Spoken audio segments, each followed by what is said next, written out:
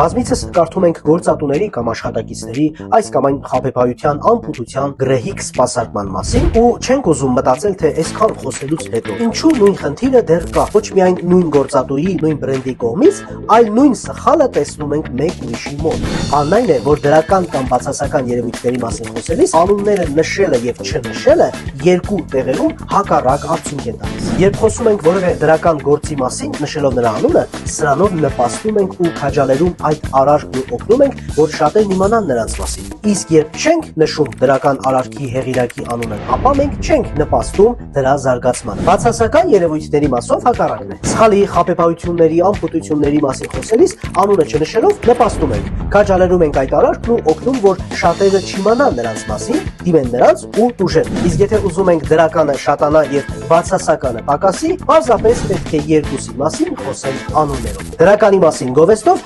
բացասականի դեպքում առանց անձերը վիրավորելու։